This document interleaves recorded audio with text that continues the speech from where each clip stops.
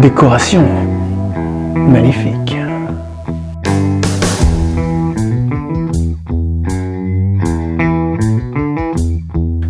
Voilà.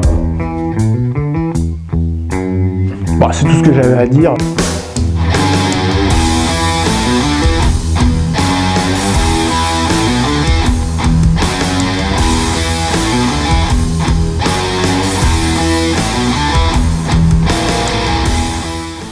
Bonjour à tous, aujourd'hui on va parler de combien ça coûte de s'installer aux États-Unis pour un postdoc. Quand on part comme ça en postdoc, il y a différentes façons de partir. Ce que je veux dire par là, c'est qu'on peut très bien partir sans avoir aucun financement.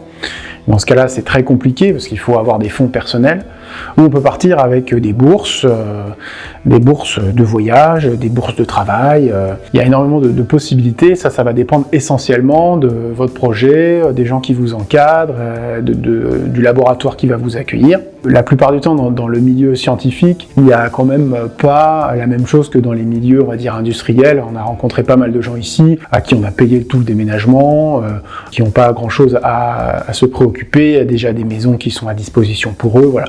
Donc nous, ça s'est pas passé comme ça, puisque le milieu de la science étant un milieu assez, on va dire, la science française étant un milieu un peu sous-doté, financièrement, on doit se démerder tout seul. Voilà. Il faut jongler avec plusieurs problématiques. La première, c'est de devoir bouger une grande partie de ses affaires, ou de ne pas les bouger et de partir comme ça, juste avec des valises de vêtements. C'est ce qu'on a fait. Pourquoi ? Parce que, en fait, si on voulait déménager une partie de nos meubles aux États-Unis, ça allait nous coûter à peu près 4 à 5 000 euros pour l'envoi. Et donc vous imaginez bien qu'il va nous falloir aussi la même somme pour revenir en France. C'est-à-dire qu'il faut à peu près 10 000 euros juste pour déplacer quelques affaires. On s'est dit que pour une expérience limitée de quelques années, c'était peut-être pas une bonne idée. Donc on a pris le parti de racheter les affaires sur place, puisque ça allait nous coûter moins cher. En gros, au bas mot, combien ça coûte de s'installer comme ça aux États-Unis pour une famille de 4, sans ramener de choses. Donc la première chose qu'il vous faut, c'est trouver une maison. Et là, si vous êtes aux États-Unis, il y a énormément de disparités entre combien va vous coûter un loyer à San Francisco ou combien va vous coûter un loyer ici à Cincinnati. On a la chance d'être dans une ville où les loyers sont pas très onéreux, donc on peut se loger pour pas trop cher. Une maison comme ça, pour 4 personnes, c'est à peu près entre 1500 et 2500 $ par mois. Je dis ça comme ça, c'est que quand on prend une maison ou un appartement, il faut forcément donner un mois de loyer d'avance. Donc c'est quelque chose que vous allez devoir sortir dès le début. Ensuite, aux États-Unis, la voiture étant reine, c'est assez difficile de ne pas avoir de voiture parce que, en fait, ici, tout se fait en voiture. Donc nous, pour plusieurs raisons, on a acheté une voiture, donc on a vendu notre voiture qu'on avait en France, et donc on s'est racheté une voiture. Vous avez pu le voir dans les épisodes précédents. C'est très très variable. Vous pouvez trouver des voitures à 1000 $ comme des voitures à 100 000 $. On peut faire un petit entre-deux. Une bonne voiture vous coûtera, je pense, entre 5 et 10 000 $. Donc ça vous fait déjà une petite somme aussi, rien que pour la voiture. Pour assurer la voiture, parce qu'il faut assurer votre voiture, c'est comme en France, vous ne pouvez pas rouler sans assurance. Quand on arrive, en fait, il faut bien se dire qu'on est vierge de tout historique de crédit américain. Ce que je veux dire par là, c'est que personne ne vous connaît. Ce qui fait qu'en arrivant, vous allez payer quand même plus cher que si vous étiez là depuis 10 ans. Même si vous êtes un bon conducteur. Mais ça reste quand même quelque chose d'assez logique. Il faut compter à peu près entre 500 et 1000 $, tout dépend évidemment de la puissance de la voiture, de sa grosseur, tout ça, enfin vous voyez le topo. Donc ça c'est le côté voiture. Vous avez une maison, vous avez une voiture, mais maintenant il faut vous meubler. Donc la façon la plus simple de se meubler, c'est d'aller dans un magasin qui vend à peu près tout de A à Z, type, on va pas le nommer, mais c'est cette grande filiale suédoise.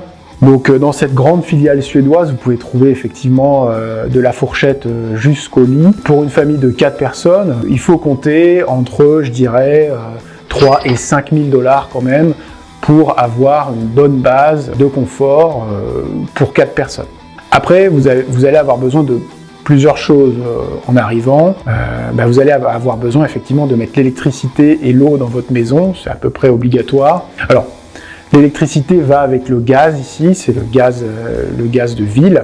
Et donc c'est le même fournisseur d'énergie qui vous fournit les deux. Donc l'électricité et le gaz, pour une maison comme celle-ci qui fait à peu près 140 mètres carrés, il faut compter entre 100 et 150 $ par mois. Pour ce qui est de l'eau, vous allez payer l'eau et le tout à l'égout, et ça c'est à peu près entre 50 et 70 $ par mois. Après, ce qu'il faut savoir aux États-Unis, c'est que le forfait de téléphone et l'Internet coûtent beaucoup plus cher qu'en France. Quand je dis beaucoup plus cher, c'est qu'un forfait 50 gigas de données, appel illimité, SMS illimité, vous coûtera entre 50 et 100 $ ici, alors qu'en France, vous pouvez retrouver la même chose pour 20 €. Pareil pour l'Internet, c'est à peu près 100 $ par mois, donc ça reste quand même assez cher. Donc voilà, en gros, les gros postes. Donc là, vous avez une maison, vous avez une voiture qui est assurée, vous avez des meubles, vous avez l'électricité, vous avez l'eau courante, vous avez l'Internet, le téléphone. Donc vous êtes pas mal, vous allez pouvoir commencer à avoir une vie un peu normale. Ce qui nous fait entre 7 000 et 13 000 $ à sortir assez rapidement pour vous installer. Alors bien sûr, si jamais vous avez la chance d'avoir une bourse ou un endroit dans lequel où vous avez accès directement à un logement ou alors à des voitures à disposition, j'en sais rien, hein, ça peut très bien être le cas, eh bien tant mieux, puisque c'est de l'argent que vous n'aurez pas à sortir.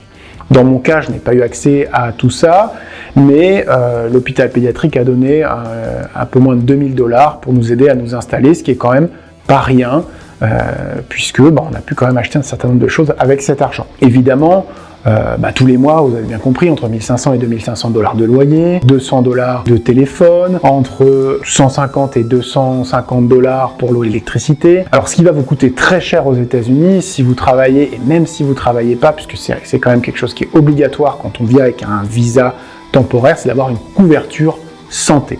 La couverture santé, c'est ce qui va vous permettre d'être tranquille quand vous allez aller à l'hôpital ou quand vous allez avoir des soins, ce qu'on ne souhaite à personne, mais en tout cas c'est quelque chose qu'il faut avoir quand on s'installe aux États-Unis. Ce qu'il faut savoir, c'est qu'avec un visa J1, ce qui sera votre visa de post-doctorat, vous n'avez pas le choix.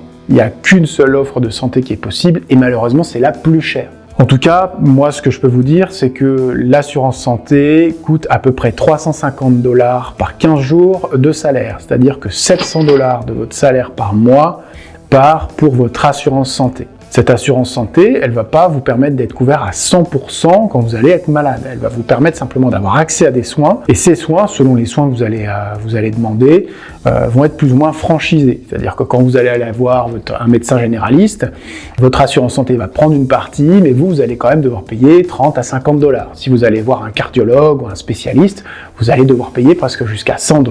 Et si vous allez aux urgences, il vaut mieux pas aller aux urgences. Cette assurance santé, c'est quand même un gros poste de dépenses aux États-Unis. Après, vous avez besoin de quoi encore? Je veux dire, en fondamentaux.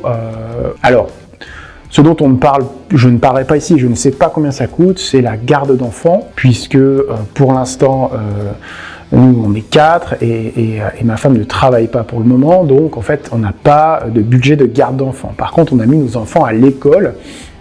Une école, alors c'est ce qu'ils appellent la preschool, hein, ici c'est les enfants de moins de 3 ans, et ça peut vous coûter cher, ça va vous coûter entre 1 000 et 3 000 $ par enfant, selon la quantité d'heures pendant lesquelles vous allez les mettre à l'école, donc ça c'est assez variable, nous on a 2, donc ça c'est quand même un petit budget aussi. Donc tout ça, ça a un coût, et à côté de ça, il faut bien se nourrir, et puis peut-être un petit peu profiter. Alors pour ce qui est de la bouffe, acheter de la bouffe ici, c'est comme en France en fait, hein, si vous voulez manger des trucs pas chers, gras, enfin je veux dire, vous pouvez très bien aller au McDo tous les jours, ça vous coûtera pas très cher. Au McDo, vous pouvez manger pour 2 $ un repas quasi complet. Non, c'est pas terrible. Après, vous pouvez aller à l'inverse dans des marchés bio, des choses comme ça, et là vous allez payer un max. Mais bon, ça de toute façon, c'est un petit peu comme en France. Mais ce qu'il faut se dire, c'est qu'on est quand même sur un niveau de prix qui est quand même un tout petit peu plus élevé quand même qu'en France. Alors effectivement, le niveau de vie à poste égal est peut-être un tout petit peu plus élevé, mais finalement, vu tout ce que vous avez à payer avec l'assurance santé et tout ça, je pense qu'on est sur un niveau de vie qui est assez comparable. Voilà, j'espère que j'ai fait à peu près le tour de ce qu'il fallait dire pour s'installer. Après, bien sûr, il y a les extras, il y a les choses que vous allez acheter parce que vous aimez bien. Je fais de la musique, donc voilà, une guitare, tout ce genre de choses-là. Donc ça, après, c'est à vous de voir comment vous articuler. Donc, mais quand même, avant de partir, pensez à mettre un petit peu de sous de côté pour le début, pour lancer la machine, parce qu'on va vous demander quand même beaucoup de fonds au début, et surtout parce que vous n'avez pas d'antériorité aux États-Unis. Donc par exemple, pour ouvrir un compte, on va dire, d'internet, normalement on donne son numéro de sécurité sociale, et avec ce numéro de sécurité sociale, on a notre score de bon ou de mauvais payeur. Étant donné que nous, en arrivant, on n'a pas ce numéro de sécu tout de suite, eh bien la compagnie va prendre un certain nombre de dollars de gage en fait, sachant qu'elle ne peut pas vérifier si on est des bons ou des mauvais payeurs. Donc ça, c'est des choses que vous allez devoir payer en plus.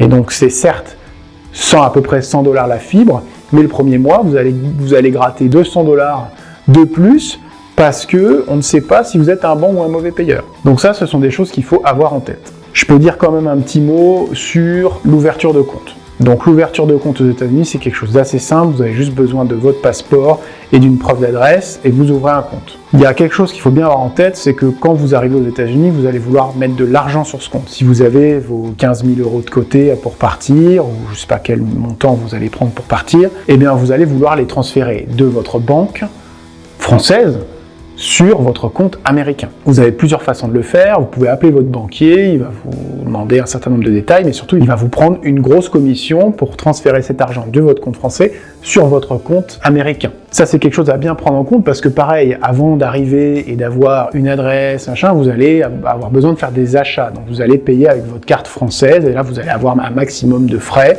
bancaires. Donc vous pouvez avoir un pote banquier et négocier ça avant, ou vous pouvez ouvrir des comptes en ligne qui sont hyper simples à ouvrir, type N95, Revolut, il y en a plein d'autres. Et ça vous permet d'avoir une carte qui peut payer dans plusieurs devises et vous allez pouvoir changer sur votre compte. Donc ça, c'est quelque chose qui est assez intéressant. Il y a des outils aujourd'hui qui vous permettent de ne pas payer de frais, même à l'étranger. Donc renseignez-vous bien, prenez une carte comme ça, c'est gratuit, c'est ce qu'on a fait. Honnêtement, ça permet d'économiser un petit peu de frais qu'on n'a pas forcément envie de donner aux banquiers. Et en plus, pour ces virements, c'est la même chose. En fait, il y a des organismes qui vous permettent de faire des virements depuis votre compte français sur votre compte américain sans passer par votre banque. Et en fait, ne pas avoir de frais exorbitants. Alors, ces sites-là vous prennent des frais, mais par rapport à ce que vous prend votre banque, honnêtement, c'est le jour et la nuit. Donc moi, je vous conseille de passer par ces organismes-là. Si vous voulez en savoir un petit peu plus, demandez-le-moi en commentaire, je vous donnerai un petit peu ce que nous on a fait en arrivant pour essayer de limiter un peu la casse de ce côté-là. Il y a aussi une chose à laquelle il faut faire très attention quand on part à l'étranger, c'est surtout prévenez votre banquier. Parce que si vous ne prévenez pas votre banquier et que vous commencez à faire des achats à l'étranger et que vous vous faites bloquer votre compte parce que l'algorithme bloque les dépenses, eh bien il peut se passer un petit temps avant que vous puissiez à nouveau utiliser votre carte. Donc faites bien attention à ces petits détails-là, puisque vous allez pouvoir vous retrouver quand même rapidement un petit peu dans l'embarras si vous n'avez aucun moyen de paiement à disposition. Ce que je vous conseille aussi de faire, ce qu'on n'a pas fait, ce qui nous joue encore un peu des tours, c'est que vu qu'on a changé notre forfait de téléphone, maintenant on a un numéro américain. Mais tous vos comptes mail, tous vos comptes bancaires, toutes les choses qui nécessitent une vérification par votre numéro de téléphone, et il y en a beaucoup, elle est sur votre numéro français. Donc si vous avez mis votre nouveau numéro, vous n'avez plus accès à ces vérifications. Donc c'est hyper galère. Faites bien attention, peut-être prendre un téléphone en plus, un vieux truc dans lequel vous mettez votre SIM française, comme ça vous pouvez toujours recevoir ces codes de vérification quand vous voulez vous connecter sur Internet, parce que aussi votre adresse mail, si vous allez sur Gmail ou sur Yahoo, je ne sais quelle adresse mail, vu que vous êtes aux États-Unis, ça peut aussi vous détecter comme une tentative de piratage et vous demander un code qu'on vous envoie par SMS. Et là, ça devient très compliqué pour lire ces mails.